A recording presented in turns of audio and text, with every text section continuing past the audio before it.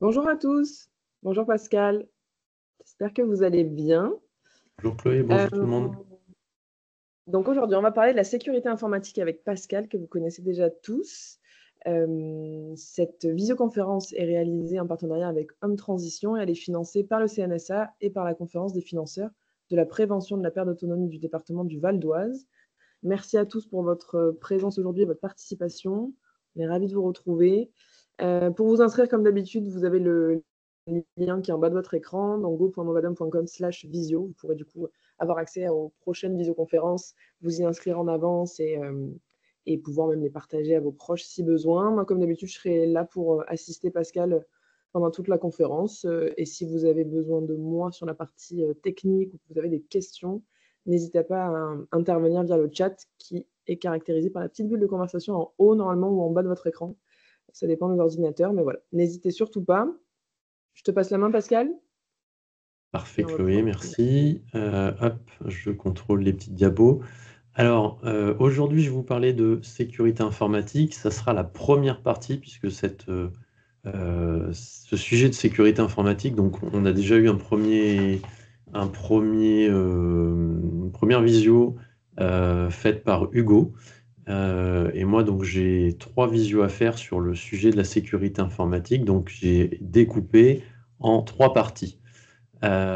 Aujourd'hui, on va parler des informations personnelles.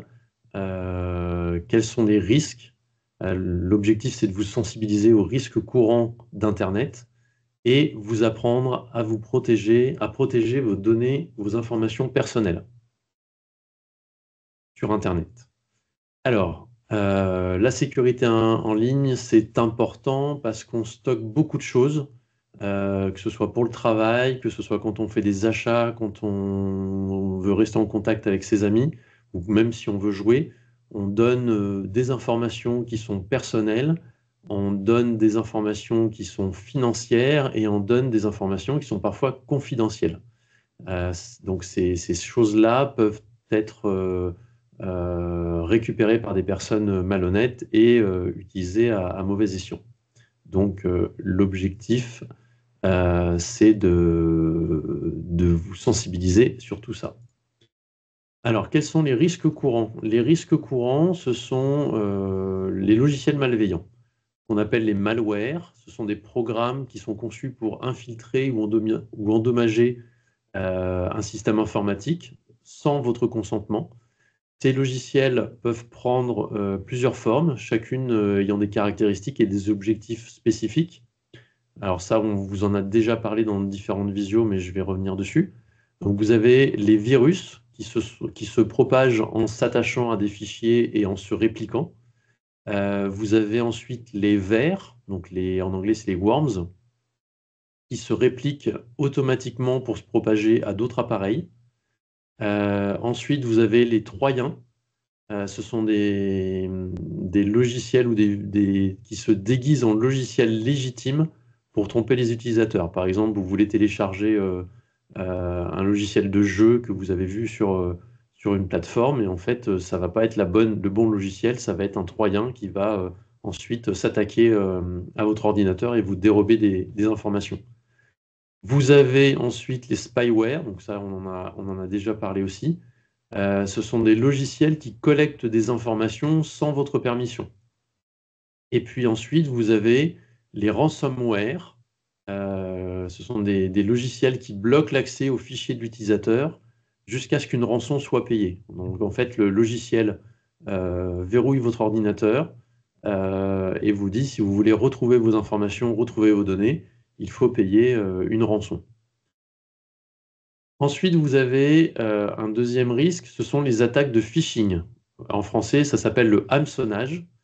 C'est une technique de fraude en ligne qui vise à tromper l'utilisateur pour soutirer des informations confidentielles.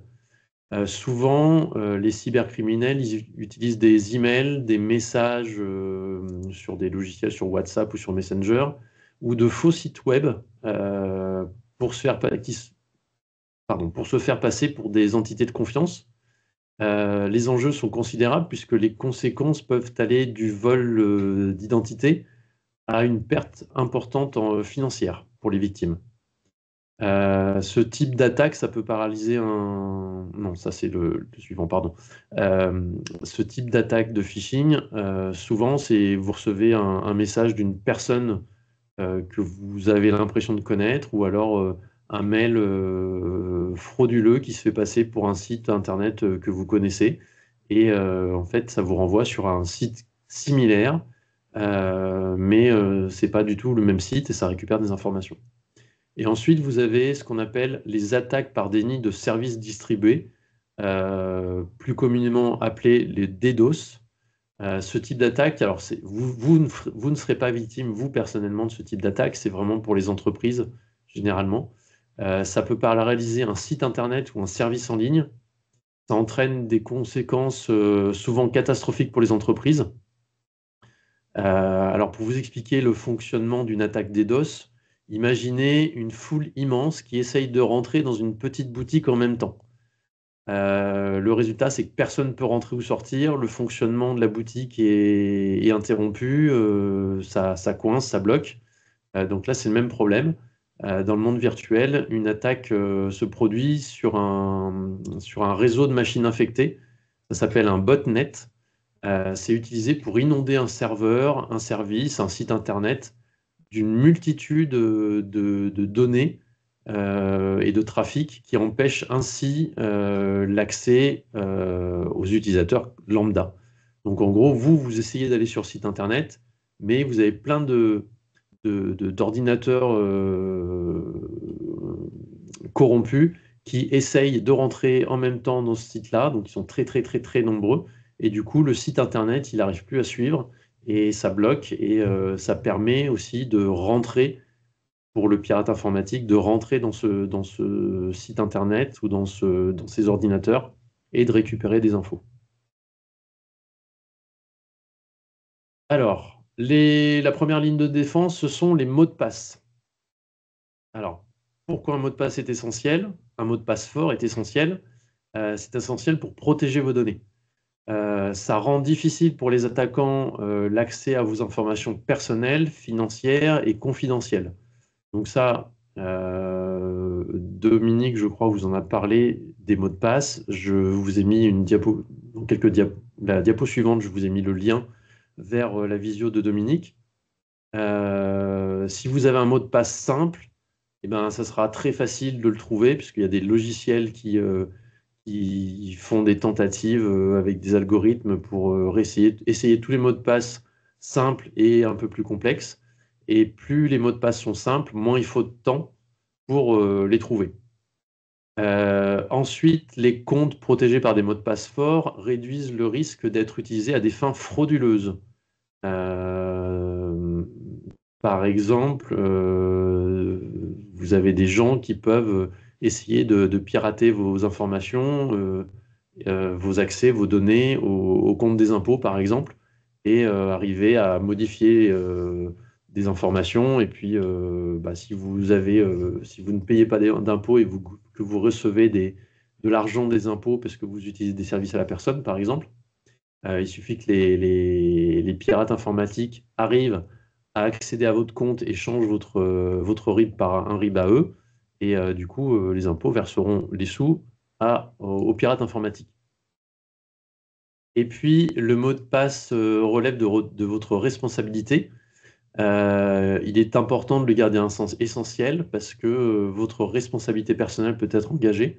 Si vous mettez 1, 2, 3, 4 sur tous vos mots de passe et que vous êtes piraté et que la banque, au bout d'un moment, n'a pas envie de vous rembourser parce que vous avez perdu beaucoup d'argent, juridiquement, vous pouvez être engagé sur le fait que votre mot de passe n'était pas assez sécurisé.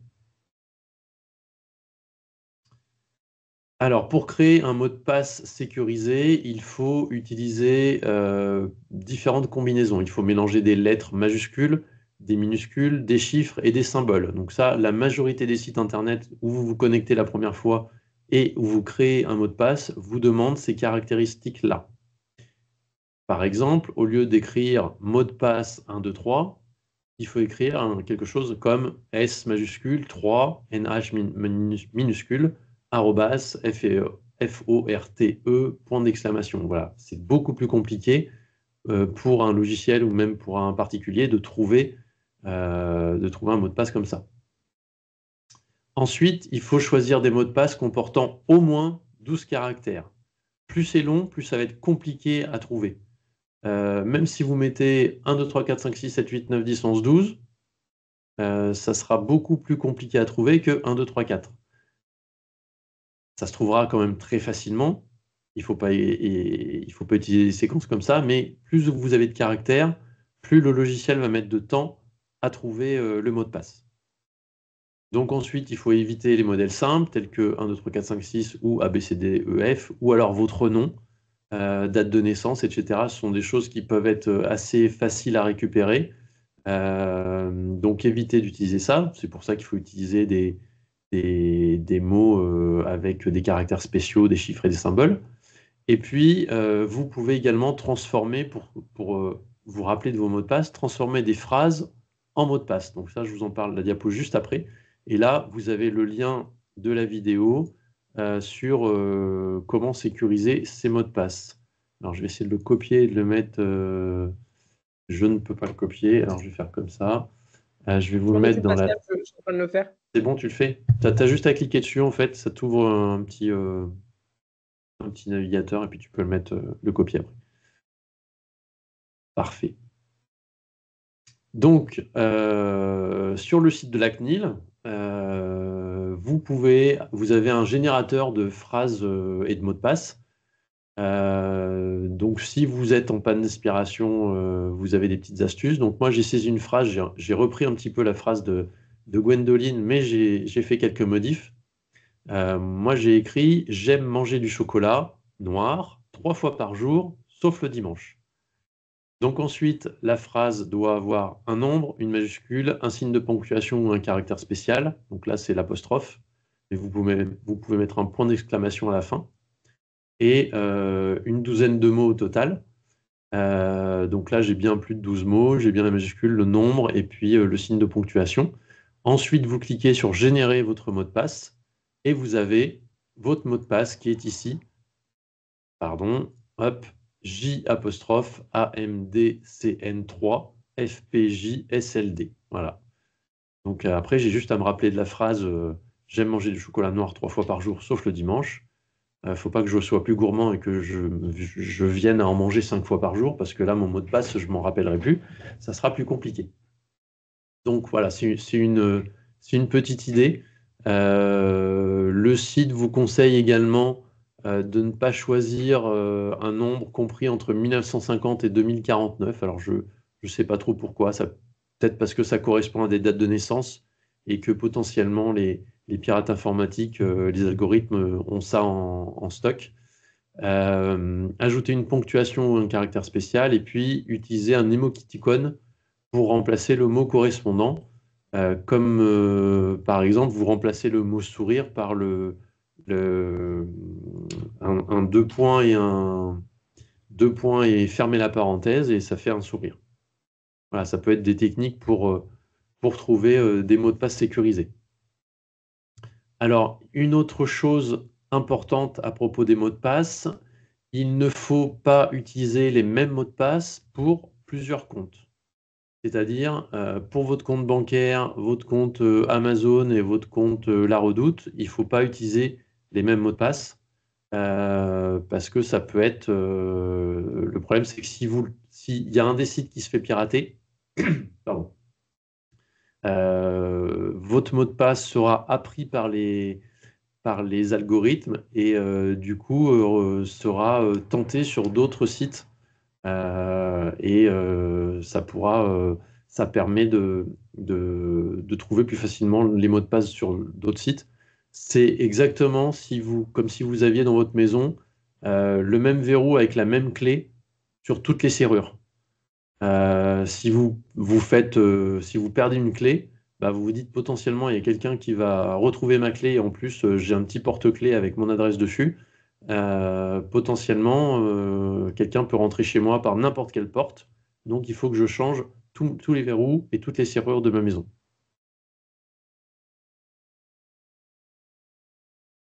Ensuite, pour une autre solution, si vous n'avez pas envie de vous rappeler 50 mots de passe différents, j'insiste là-dessus, vous pouvez utiliser un logiciel qui s'appelle un gestionnaire de mots de passe. Donc là, c'est pareil, vous avez un lien vers la vidéo qu'a fait Dominique, où il parle des gestionnaires de mots de passe, où il a très très bien expliqué comment ça fonctionnait. Donc je vous laisserai aller voir ça par la suite.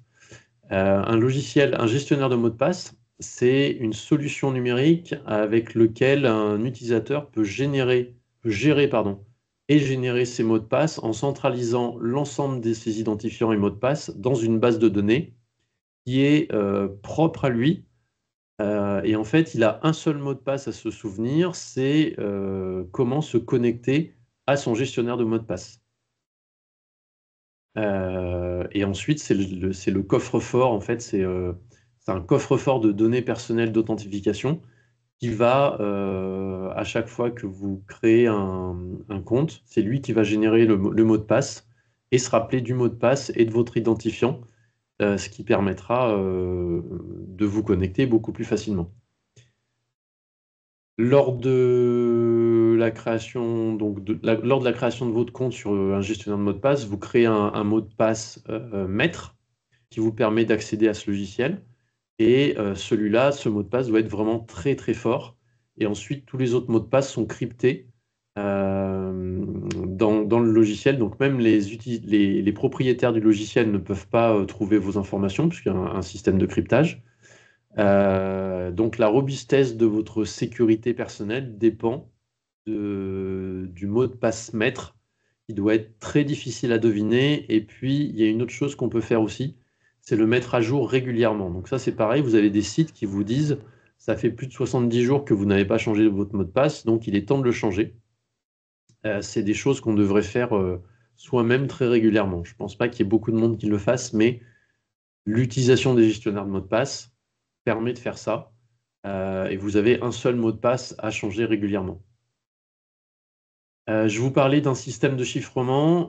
Ça a été conçu pour ne laisser personne, pas même la société qui a fourni le gestionnaire, à avoir accès à votre coffre-fort avec tous vos mots de passe. Sauf contre-indication de la part du fournisseur, le mot de passe maître n'est pas stocké par le fournisseur. C'est-à-dire qu'il n'est pas enregistré sur son site. C'est vous qui devez le mémoriser. Tout ça parce que s'il y a une attaque sur ces banques de données, ça mettra en danger tous les clients. Par contre, si vous perdez votre mot de passe, eh ben, votre fournisseur ne pourra pas utiliser ce qu'on appelle le j'ai oublié mon mot de passe, puisqu'il n'est pas stocké chez eux, donc ils ne peuvent pas vous inciter à vous rappeler ou à le changer. Donc c'est quelque chose qu'il faut noter éventuellement sur un papier et avoir dans votre bureau, dans votre maison, ou alors vraiment vous en rappeler très facilement. Donc vous avez le lien voilà, dans la même vidéo de Dominique, vous avez l'utilisation des gestionnaires de mots de passe, un petit peu plus loin. Alors, ensuite, on va parler des dangers des emails et des liens suspects. Alors, vous recevez des emails, beaucoup, très régulièrement. Il y en a qui vont dans les spams, il y en a qui vont dans la boîte de réception classique. Généralement, les spams, vous ne les lisez pas et c'est là que tombe la majorité des fraudes ou des mails suspects. Mais des fois, il y en a qui passent à travers. Alors, je vais vous expliquer 2-3 techniques pour comment reconnaître un email frauduleux. Déjà, il faut commencer par regarder l'expéditeur. L'expéditeur, c'est le détail le plus important pour savoir si un message ou un email est suspect. Alors, ça marche aussi pour des logiciels de communication genre Messenger ou Instagram ou WhatsApp. Si la personne qui vous envoie un message, vous ne la connaissez pas, vous oubliez, vous n'ouvrez pas, vous ne cliquez pas sur le lien. Ou même par SMS, ça fonctionne. Souvent, les tentatives de phishing, ça vient d'un expéditeur qu'on ne connaît pas. C'est comme si vous receviez dans votre boîte aux lettres postale, une lettre d'un inconnu qui vous demande de l'argent. Voilà, il a été posé dans votre boîte aux lettres, mais vous ne connaissez pas la personne, donc vous n'allez pas lui répondre parce que vous ne savez pas qui c'est. Souvent, c'est ce genre de choses qui est fait. Ensuite, il faut regarder l'objet ou le titre de l'email. Souvent, les pirates informatiques essaient de vous alarmer ou de vous tenter. C'est pour vous forcer à ouvrir le message. Vous voyez juste le titre et puis c'est comme si on vous disait attention, alerte, majoration de votre procès-verbal, cliquez vite ici pour payer avant majoration. C'est comme si dans la rue vous croisiez un inconnu qui vous dit qu'il a trouvé votre portefeuille pendant que vous marchez. On est intrigué, on a envie de discuter avec lui pour voir effectivement s'il a bien trouvé notre portefeuille. Il faut se rappeler que si une offre est trop belle pour être vraie, elle est probablement trop belle pour être vraie. Ensuite, il faut regarder le contenu. Alors ça marche aussi pour le titre, mais souvent on essaie de vous faire peur. On vous menace de supprimer votre compte, on vous menace, on vous dit qu'il y a eu un échec de paiement et que vous n'allez pas recevoir votre commande. Donc lisez bien tout, ne cliquez surtout sur rien tant que vous n'êtes pas sûr. On vous menace d'amende suite à infraction, etc. Ça peut aussi fonctionner avec le désir. On vous appâte en disant que vous avez gagné à un concours, que vous avez été sélectionné. Alors ça, on l'a déjà beaucoup par courrier postal, avec tous les sites internet, tous les sites de vente en ligne qui vous disent que si vous participez à la loterie, vous êtes potentiellement le vainqueur du gros lot. Et généralement, on vous incite à verser un petit chèque de 1, 2, 3, 4, 5 euros. Mais ça peut suffire s'il y a beaucoup de participants, à gagner un peu d'argent. Donc le désir et la peur sont deux choses auxquelles il faut faire attention dans un email. Ensuite, si dans le corps de l'email, il y a un lien vers un site web que vous ne connaissez pas ou qui vous semble étrange, vous ne cliquez pas. C'est comme si vous croisiez quelqu'un dans la rue qui vous donnait un objet dans une enveloppe, comme ça, en cadeau. Je pense que vous ne le prendriez pas, vous feriez attention avant de savoir ce que c'est, parce que vous pouvez vous faire accuser de recel ou de vol ou je ne sais quoi. Donc il faut tout de suite faire attention aux emails.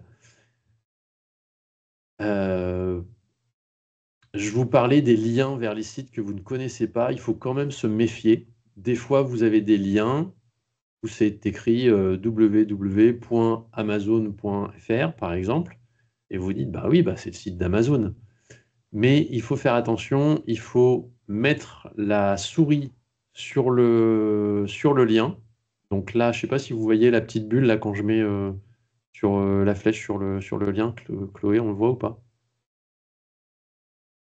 Non, on ne voit pas.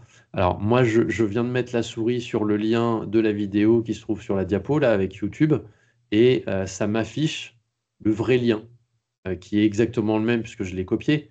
Mais vous avez des fois, vous pouvez mettre, là j'aurais pu vous faire une démo, tiens.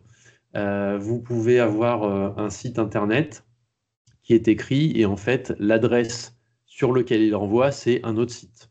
C'est une technique de programmation assez simple en fait.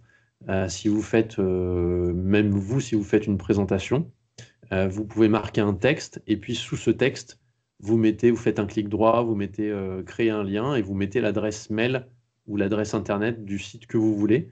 Et du coup, à l'écran, n'apparaît que le texte que vous avez mis. Donc, je peux très bien mettre amazon.fr et puis renvoyer vers un autre lien qui n'a rien à voir. Donc, sur cette vidéo, vous avez comment reconnaître une tentative d'escroquerie par courriel. Hop. Donc là, c'est l'expéditeur qu'il faut regarder. Ensuite, l'objet de l'email et puis évidemment le contenu de l'email et les leviers émotionnels, que ce soit le désir ou la peur. Et ensuite, bien vérifier les liens, ne jamais cliquer sur les liens et bien faire attention avant de cliquer. Hop, on va passer à la diapo suivante. Donc les dangers des emails et des liens suspects. Les bonnes pratiques pour ne pas se faire piéger. Alors c'est simple, c'est toujours les mêmes, hein. Prenez votre temps. Ne cliquez pas systématiquement dès que l'email s'affiche. Lisez bien tout le texte pour vérifier tout ce que je viens de vous expliquer. Vérifiez l'expéditeur. Alors c'est pareil, l'expéditeur, il faut mettre la souris dessus parce que des fois vous avez une adresse mail qui semble être votre fournisseur d'accès Internet, par exemple. Et en fait, quand vous cliquez dessus, quand vous posez la souris dessus, pardon, ça va vous mettre une petite infobulle juste au-dessus et ça va vous mettre la vraie adresse mail et qui peut être un truc totalement bidon, un Gmail, et les autorités, les sociétés très peu utilisent une adresse Gmail. Ensuite, lisez bien le texte. Souvent, c'est bourré de fautes d'orthographe. Ça, c'est un truc récurrent. Bien que maintenant, avec l'intelligence artificielle, il y a de moins en moins de fautes d'orthographe, mais il y a encore des tournures de phrases ou des fautes sur certains mots. Donc, regardez bien tout ça. Ensuite, vérifiez les URL avant de cliquer dessus. Et puis, si vous cliquez dessus malencontreusement, il y a des solutions qui sont généralement assez simples à mettre en œuvre. Et on en parle juste après. Alors ensuite, comment naviguer sur un site internet de façon sécurisée? Oula, j'ai tapé dans le micro, excusez-moi. La sécurité d'un site internet, c'est votre première défense pour protéger les données d'un site et les informations des utilisateurs contre les menaces en ligne. Le site où vous donnez des informations personnelles, quand vous créez un compte ou que vous utilisez un formulaire pour donner des informations ou que vous faites un achat, le site doit commencer par HTTPS. Il doit y avoir ce S pour sécuriser. Et il doit y avoir juste à côté un petit cadenas fermé avant l'adresse du site internet. Donc là, je vous ai mis une petite photo avec le cadenas. Et puis, je suis allé en bas à gauche sur un site internet qui n'est pas sécurisé. Et donc, mon navigateur me met le cadenas barré ou alors le cadenas qui peut être ouvert. Mais généralement, c'est le cadenas barré et c'est marqué non sécurisé. Donc, sur ces sites-là, il ne faut pas donner d'informations personnelles. Il ne faut pas rentrer son numéro de carte bancaire, surtout pas. Et il faut éviter de laisser son adresse mail aussi. Alors, il y a, pour avoir une navigation sécurisée sur Internet, il y a des extensions de navigateurs qui sont utiles pour vous protéger, pour protéger votre vie privée. Vous n'êtes pas obligé de les mettre, vous pouvez tester. Ça peut aussi causer des désagréments. Vous avez par exemple AdBlock Plus, qui est un bloqueur de publicité. Ça permet de stopper les publicités intrusives et de personnaliser les paramètres pour chaque site. L'inconvénient, c'est que beaucoup de sites utilisent des publicités pour se monnayer. Donc, ce sont des sites d'information qui sont là pour vous donner des informations et gratuitement. Eux doivent bien se rémunérer puisque c'est un travail. Donc, ils mettent des publicités. Et en fait, le site est gratuit, mais le produit, c'est vous, puisque on vous incite à regarder ces publicités. Et ce sont donc les publicitaires qui payent, ceux qui vendent le produit, qui payent le site Internet pour que ces publicités soient diffusées. Donc, si vous bloquez les publicités, certains sites vous interdisent leur accès. Alors, le petit avantage, c'est que AdBlock Plus, vous pouvez cliquer sur un petit icône AdBlock Plus et dire ce site-là, j'accepte les publicités pour pouvoir accéder au site internet. Donc ça, vous pouvez paramétrer pour chaque site. Pour les sites de vente en ligne, ça peut être intéressant parce que si vous allez sur un site de vente en ligne, c'est pour acheter un produit. Donc, vous n'avez peut-être pas besoin d'avoir des pubs. Souvent, c'est des pubs pour des produits similaires ou d'autres produits qui sont vendus par le même site. Donc, pour ces sites-là, vous pouvez laisser les publicités bloquées.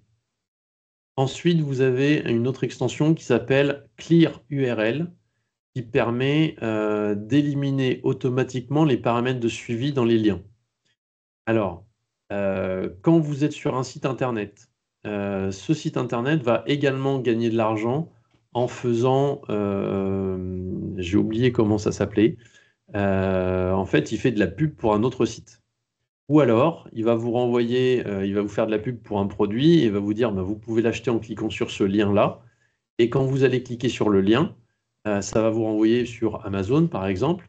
Et la personne qui vous a renvoyé sur ce site-là va bénéficier d'une commission parce que vous êtes passé par lui pour acheter le produit. Donc cette extension-là, ça nettoie ces liens-là, par exemple, et ça nettoie aussi le partage de données involontaires, puisque souvent, vous avez des sites qui se font de la pub les uns les autres, et du coup, en fait, vous allez avoir tout un tas d'informations d'où vous venez, qui vous êtes déjà, parce que sur le premier site, vous êtes connecté. Quand vous allez cliquer sur le lien, le premier site va renvoyer toutes les infos au deuxième site, rien qu'avec la petite adresse qui sera ce qu'on appelle l'URL. C'est l'adresse du site internet. Il y aura un slash avec tout un tas d'infos derrière.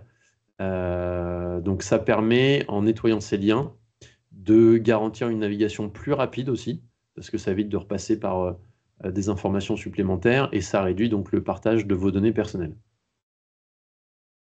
Et puis j'en ai sélectionné une petite dernière. Alors vous en avez pléthore hein, de navigations qui peuvent être intéressantes.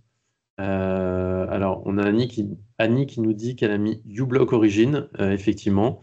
C'est la même chose que AdBlock Plus et je crois que c'est la solution uBlock Origin, c'est la solution que Dominique nous a préconisée dans la petite vidéo.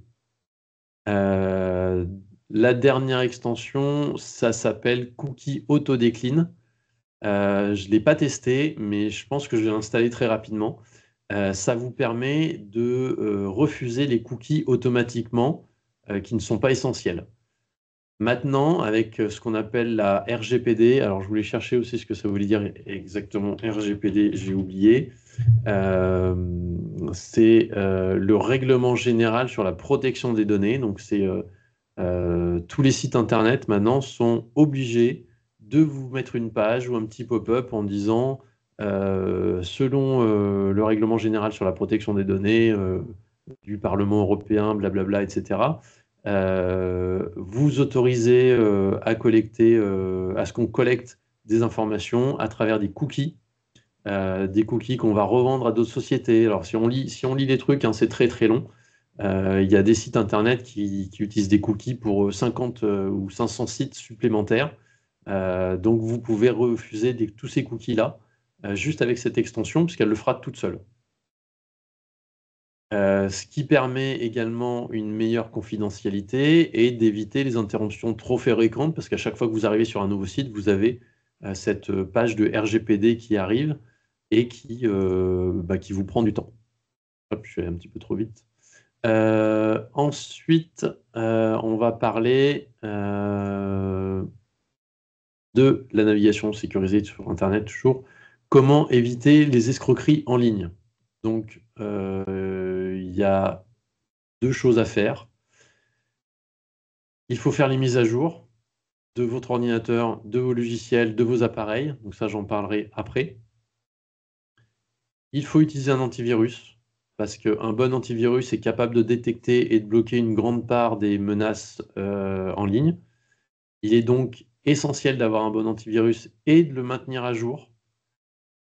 Et là, pareil, je vous renvoie sur la vidéo de Dominique où il parle des antivirus. Et l'antivirus qui est à l'origine sur Windows à partir de Windows 10 peut suffire. Il est très très bien. Il est mis à jour régulièrement. Ça ne sert à rien d'acheter un antivirus, de payer tous les mois pour avoir un antivirus.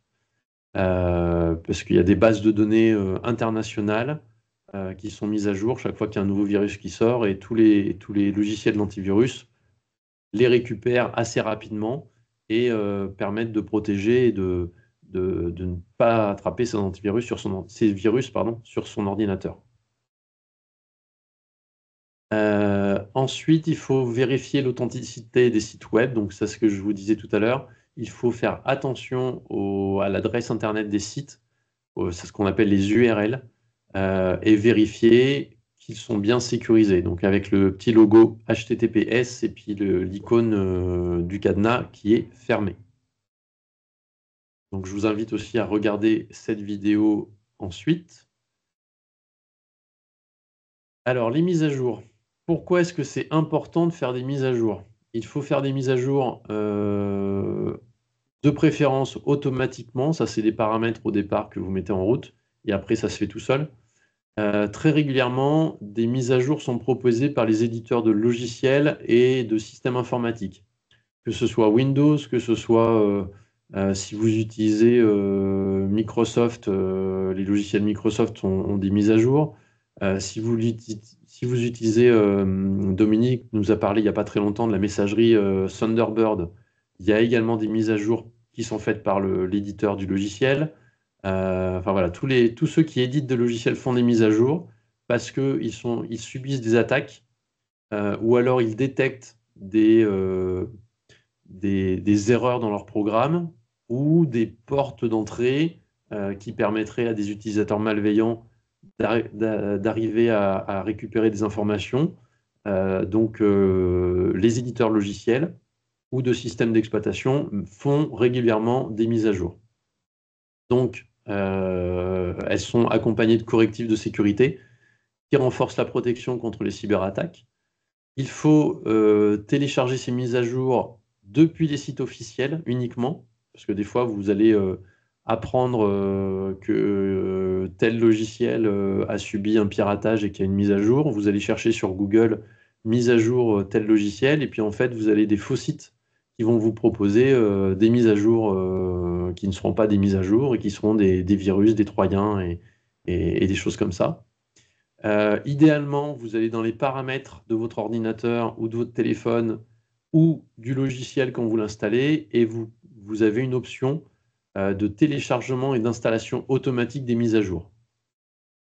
Méfiez-vous également des fausses mises à jour qui sont sur Internet. Des fois, vous allez tomber sur des sites qui vont vous dire qu'il faut faire la mise à jour de Windows 48. Vous allez cliquer dessus pour vous renseigner, vous allez cliquer sur un bouton télécharger, et ça ne sera pas un vrai bouton télécharger, ça sera de la pub qui va vous renvoyer vers un site internet malveillant et récupérer des choses sur votre ordinateur. Je vais vous donner 2 exemples de failles de sécurité. Aux États-Unis, il y a des cybercriminels qui ont réussi à dérober des informations confidentielles d'un casino grâce à un thermomètre connecté qui était présent dans un aquarium de l'établissement. Le thermomètre connecté avait accès au réseau Internet du casino. Des cybercriminels ont réussi à s'infiltrer dans le thermomètre connecté, et à partir du thermomètre connecté, ont réussi à s'infiltrer sur le réseau du casino. Voilà. Et ils ont réussi à dérober des informations confidentielles.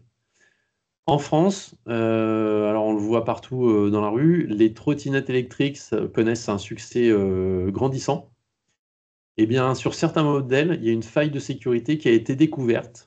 Elle permettait d'exécuter certaines commandes sans avoir besoin du mot de passe, comme pour les déverrouiller, pour contrôler l'accélération ou le freinage. C'est-à-dire que n'importe qui, avec un petit peu de connaissance, on pouvait utiliser cette faille de sécurité pour accéder à la trottinette électrique qui est en location, logiquement, pour la déverrouiller, pour contrôler l'accélération et le freinage avec son téléphone, sans avoir besoin de payer. Donc une mise à jour a été publiée et elle a permis de corriger cette faille.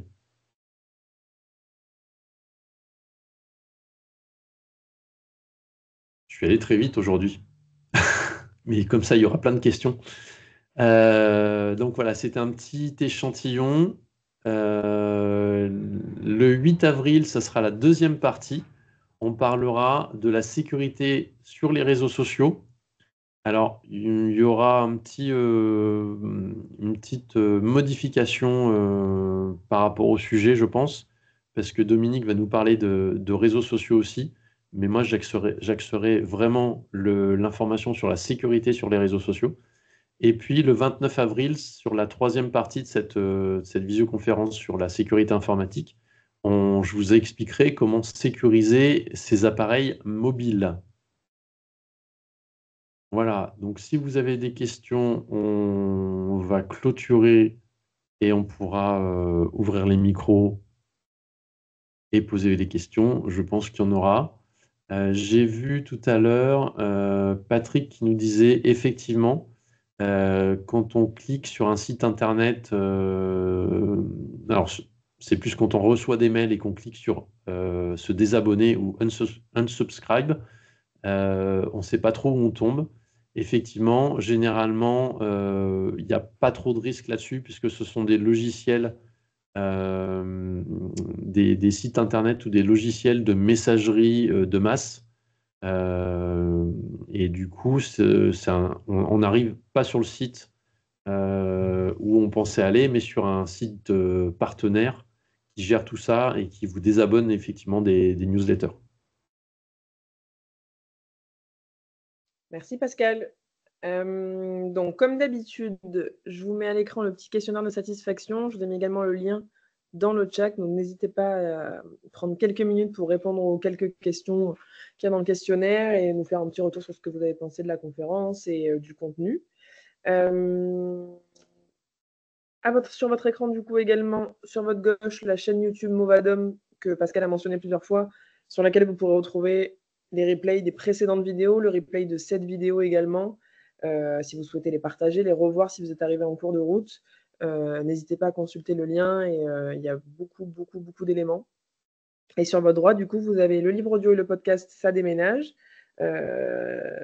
co-réalisé par Isabelle Palassin et Gwendoline Cotrez et qui traite du déménagement des seniors. Pour vous inscrire, toujours pareil, go.movadom.com/visio. Et je remercie à nouveau du coup Homme Transition et nos financeurs que sont le CNSA, la conférence des financeurs de la prévention de la perte d'autonomie du département du Val d'Oise, pour du coup nous accompagner, leur accompagnement, pardon. Et si vous avez la moindre question, n'hésitez pas à nous contacter à contact@movadom.com. On sera ravis de répondre à vos questions. Merci à tous et à très bientôt.